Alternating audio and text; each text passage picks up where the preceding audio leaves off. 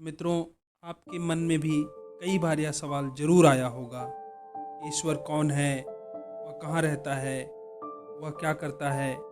अगर वह हर जगह है तो मुझे दिखाई क्यों नहीं देता? आज मैं आपको एक ऐसी कहानी सुनाऊंगा जिससे आपको इन सारे सवालों का जवाब बहुत आसानी से मिल जाएगा।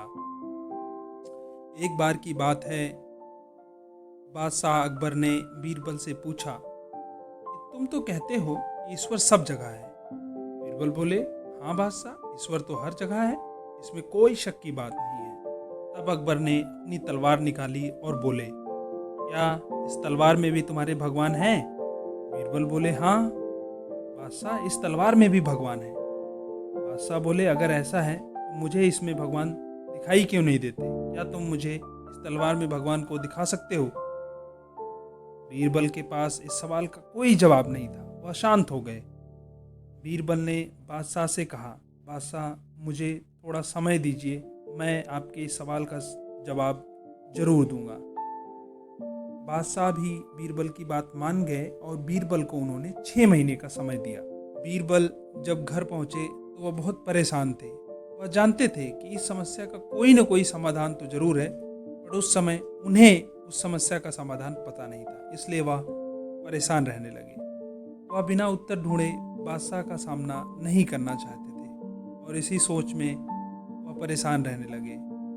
और इस तरह धीरे धीरे 2 महीने बीत गए और बीरबल बहुत कमज़ोर हो गए। एक दिन एक भिखारी लड़का बीरबल के घर भिक्षा मांगने आया। उसने बीरबल को परेशान देखकर पूछा, आप इतने परेशान क्यों हैं? आप तो एक बुद्धिमान व्यक्ति हैं और आपके पास ऐसे उदास होने का कोई कारण तो नहीं हो सकता। मैंने तो आपके बारे में बहुत कुछ सुना है।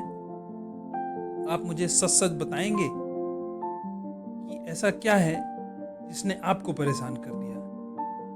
अगर आप मुझे बताएंगे तो हो सकता है मैं आपकी कोई मदद कर सकूं। बीरबल ने उस बालक को अपनी और अपने बादशाह के बीच हुई कहानी सुनाई। लड़का यह सुनकर बोला, बस आप इतनी सी छोटी बात के लिए परेशान हो रहे हैं, इस बात का जवाब तो मैं पल भर में दे सकता हूँ।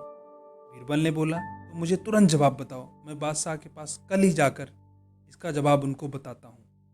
लड़का बोला, नहीं, मैं इसका जवाब बादशाह को आमने सामने होकर देना चाहता हूँ। क्या आप मेरी मुलाकात बादशाह से करवा सकते हैं? बीरबल राजी हो गए और दूसरे दिन ही बीरबल उस लड़के को बादशाह के पास ले गए। बादशाह को देखकर बीरबल बोले, जहाँ अपना आपके सवाल का जवाब तो यह छोटा सा लड़का भी दे सकता है। बादशाह बहुत खुश हुए और उत्तर सुनने के लिए व्याकुल हो गए और बोले, बेटा बताओ, इस तलवार में भगवान हैं क्या?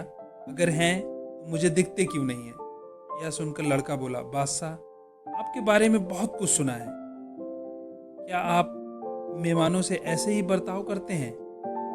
आपने मुझसे खाने के लिए भी कुछ नहीं पूछा और हमारे यहाँ तो रीति रिवाज है कि सबसे पहले मेहमान को खाने या पीने के लिए पूछते हैं। यह सुनकर बादशाह को बहुत अफसोस हुआ और वह बोले, बेटा मुझे माफ़ करना, मुझे बताओ कि तुम क्या लोगे खाने में या पीने में? यह सुनकर लड़का बोला, मैं तो छोटा बालक हूँ, मुझे तो दूध चाहिए। यह सुनकर बादशाह ने दरबारी से तुरंत दूध मंगाया और उस बालक को दे दिया। इसके बाद राजा ने पूछा, तो अब बताओ बेटा, भगवान दिखता क्यों नहीं है? लड़का बोला, राजन आप गुरु बनकर पूछ रहे हैं या शिष्य बनकर? बादशाह बोले, गुरु बनकर। कौन पूछता है? मैं तो शिष्य बनकर पूछ रहा हूँ। लड़का बोला, आप कैसे शिष्य हैं जो सिंहासन पर बैठा है और गुरु नीचे यहाँ? यह सुनकर बादशाह शर्म से लज्जित हो गए और तुरंत सिंहासन पर लड़के को बैठा दिया और हाथ जोड़कर पूछा, अब बताओ बेटा, भगवान में दिखाई क्यों नहीं देता? यह सुनकर लड़का दूध में कुछ खोजने लगा और काफी देर तक खोजता रहा। यह देखकर बादशाह बोले, क्या खोज रहे हो बेटा दूध में? लड़का बोला, मैंने सुना है दूध में तो मक्खन होता है और मैं उसी को खोज रहा हूँ।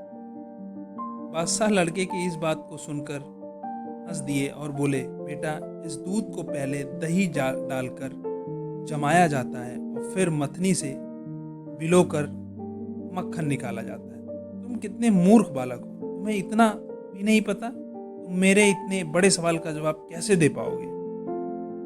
यह सुनकर लड़का बोला, राजन, मैं मूर्ख तो नहीं हूँ, मैं तो आपके प्रश्न का उत्तर ही दे रहा हूँ।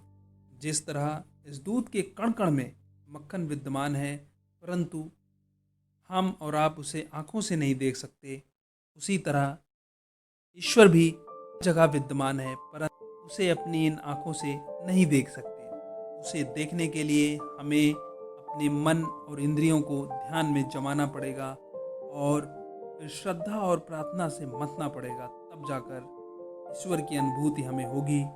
लड़के की बात सुनकर बादशाह बहुत खुश हुए और बोले, बेटा, मेरे दिमाग में एक और सवाल है, क्या तुम उसका उत्तर भी बता पाओगे? लड़का बोला, पूछिए बादशाह। बादशाह बोले, तुम्हारा ईश्वर करता क्या है?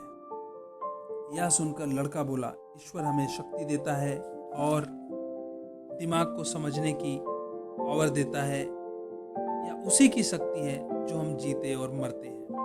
उसकी इच्छा से ही राजा रंक बन जाता है और रंक राजा, करोड़पति गरीब बन जाता है और गरीब करोड़पति बन जाता है। उसकी इच्छा हम सबसे ऊपर है। दोस्तों, इसीलिए कहते हैं कि ईश्वर हर जगह विद्यमान है और हमें हमेशा उन्हें स्मरण रखना चाहिए ताकि उनकी कृपा हम पर बनी रहे।